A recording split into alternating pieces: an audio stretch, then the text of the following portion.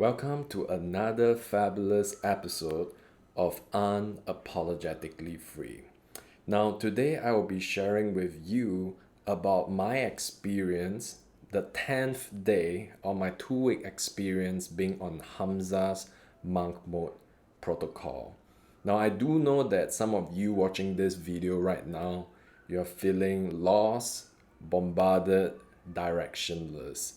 If that is you, if you are addicted in some forms or ways to pornography, social media, and all the hyper stimulating things that this world has to offer, this will be an important video for you. So listen up, take 10 to 15 minutes of your time and just calm down, look me in the eye, and let's just have this conversation where I share with you my experience this past 2 weeks. Now, before I start with what I prepared for you, I wanted to share with you a story. Basically, I was in the past visiting a doctor and just having a chat with this doctor in a clinic. And she remarked how, because she's in her 50s or 60s, she didn't grow up with electronic devices, etc. Now, being a doctor, starting from a medical student, it meant that she excelled in her studies and did very well, had good attention span, good memory, etc., whatever it took, and finally became a doctor and a specialist.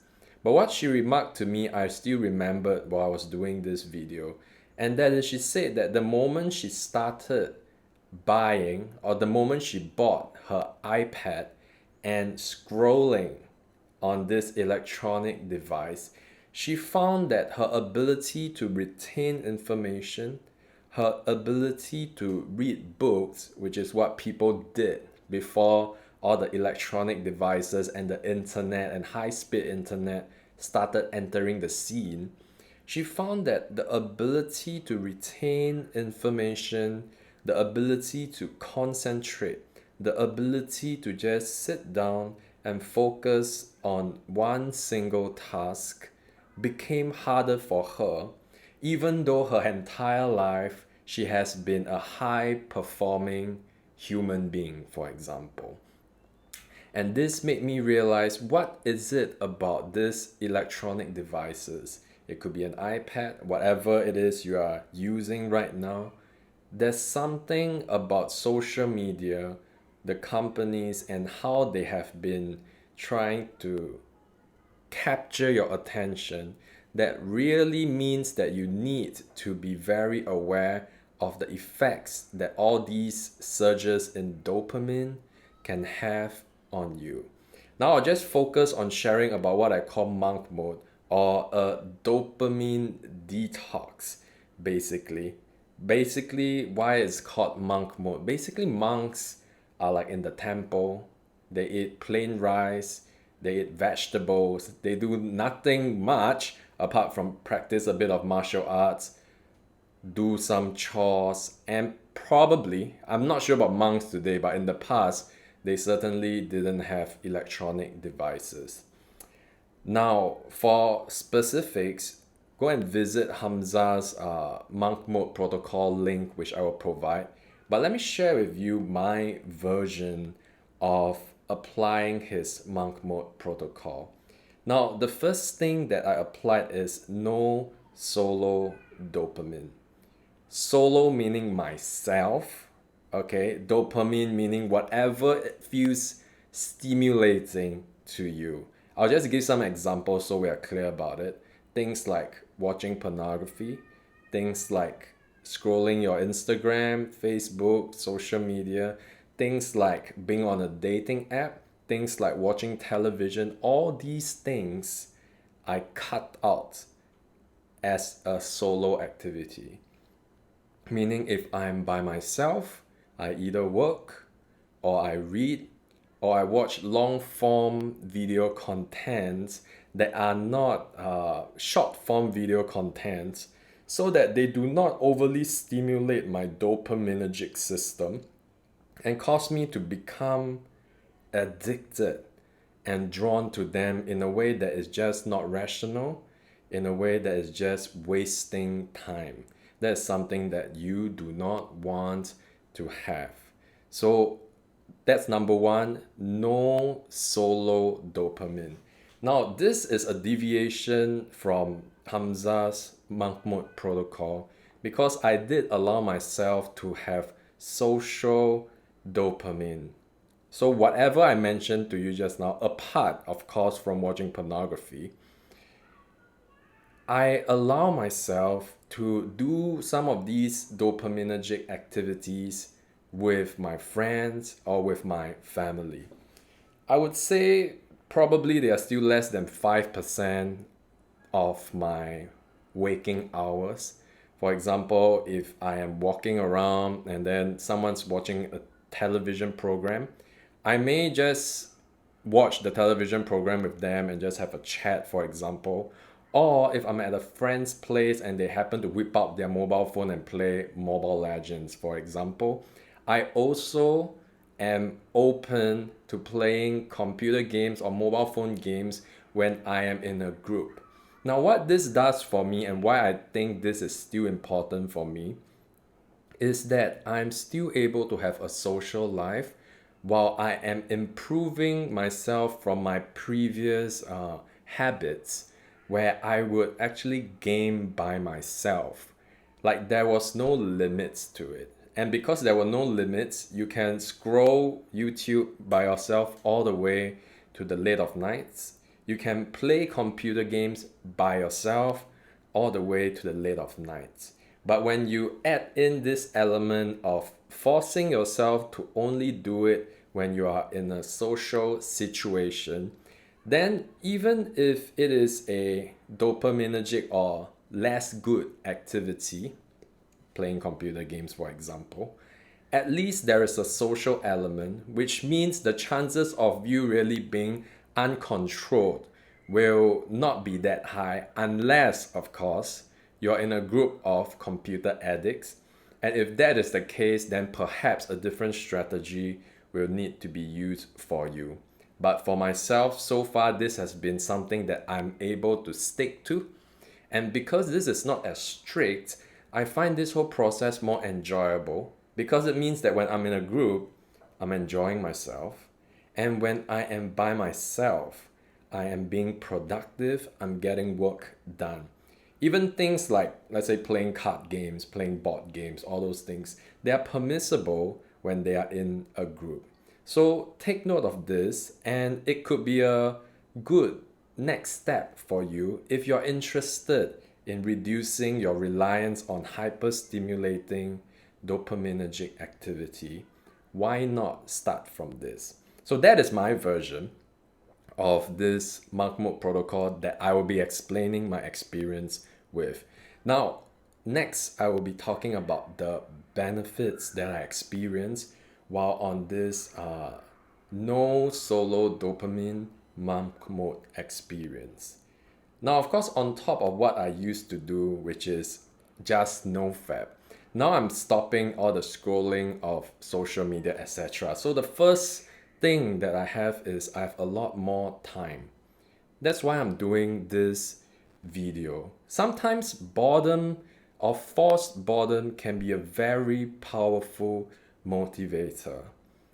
To bring an extreme example, if all you could do was either work or do nothing, fine. In the first few hours, you may still refuse to do work. You may pace around your house.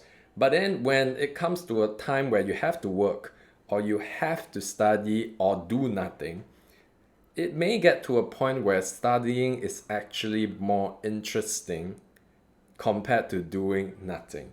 If you're able to limit the choice set of what you are actually allowed to do by limiting your actions to only either productive study or work versus doing nothing, you will find that actually your brain would enjoy working rather than doing nothing. And if you still feel that you need that rest, then what I have personally done sometimes is I would just pace around the house and start to daydream, start to visualize the kind of future I want, start to be in my own thoughts. And that does bring me to the benefit number two, that is, I no longer am in a rush to do anything, because when I wake up in the morning and I know that I'm on this dopamine detox or monk mode protocol, I tell myself that there is really no rush, because now I genuinely have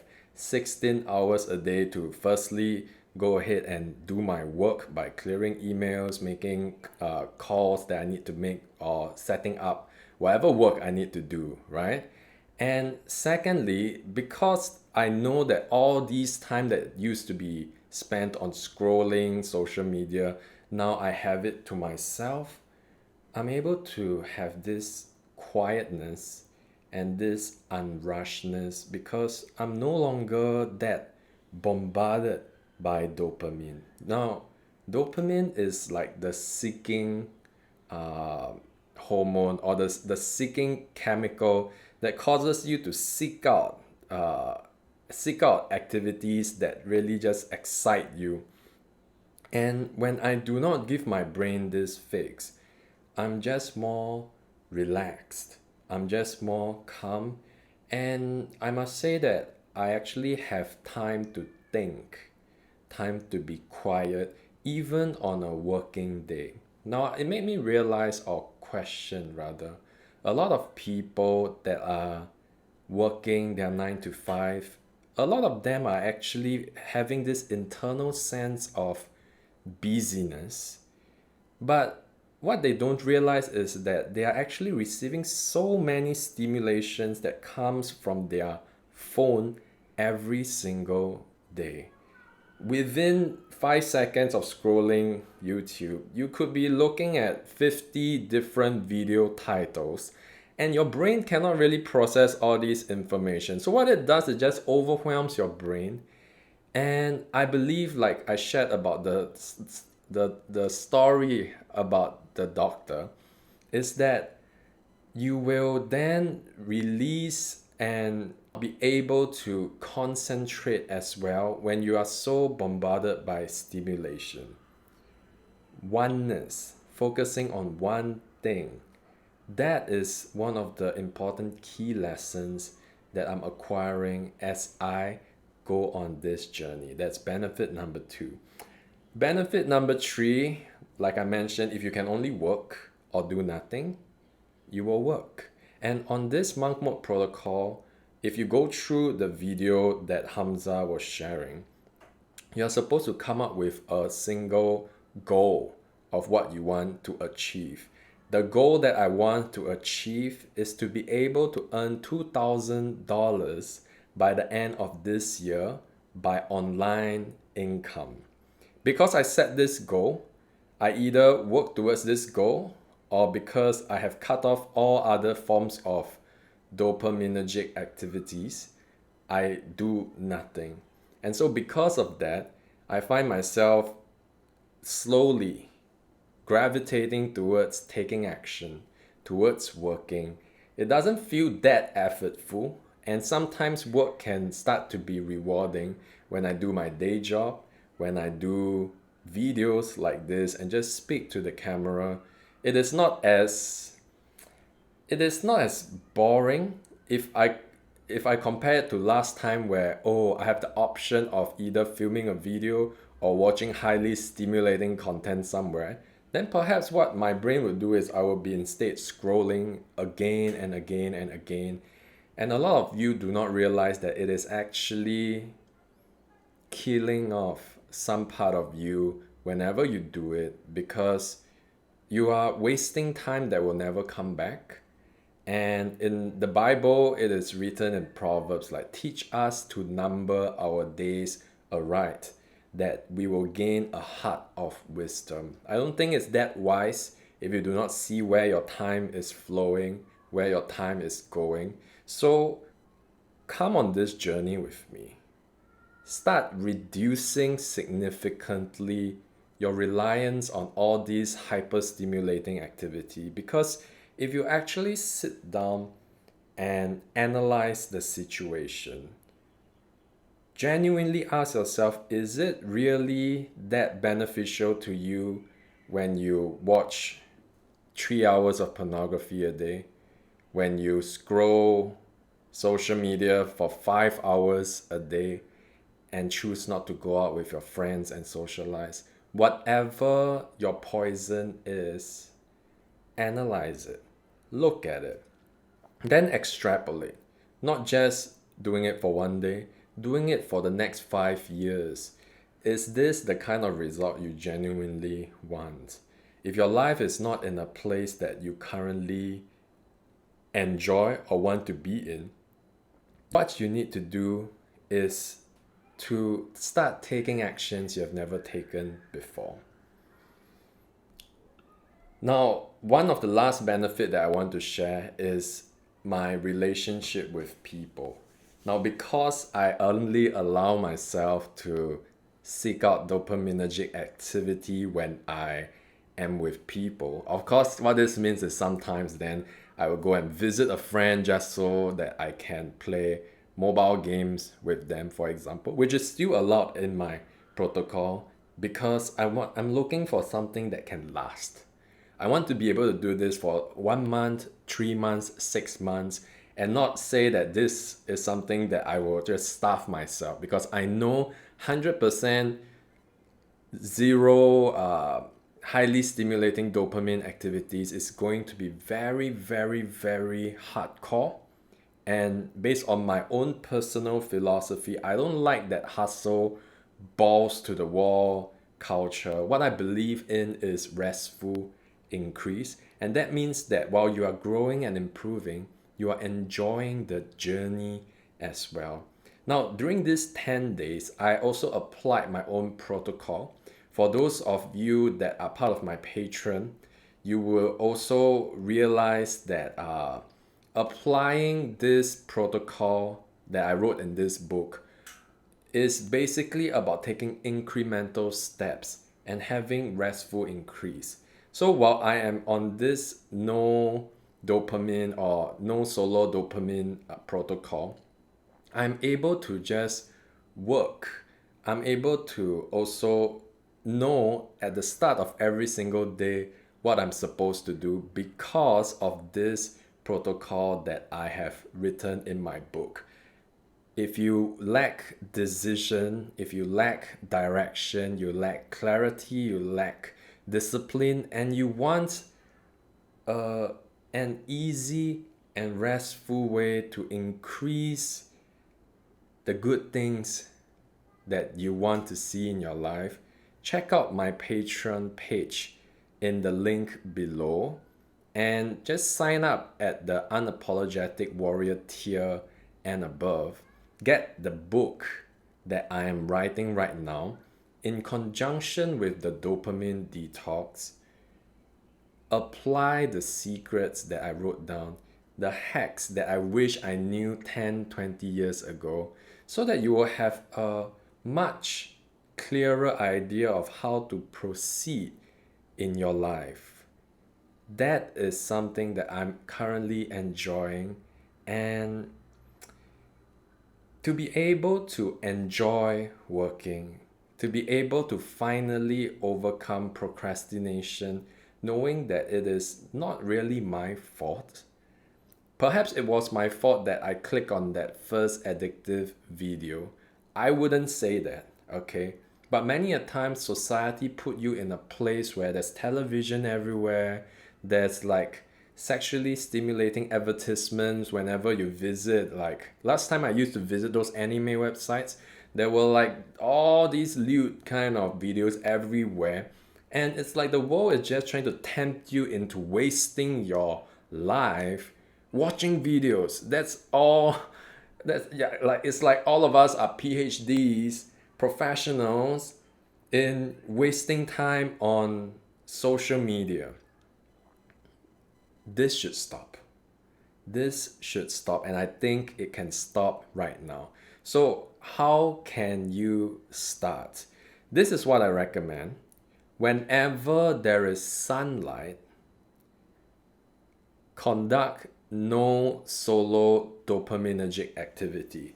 Now, I will clarify what dopaminergic activity means. It doesn't mean that you don't drink water because it increases dopamine. It means conduct no or take no action that leads to hyper stimulation of your dopaminergic system.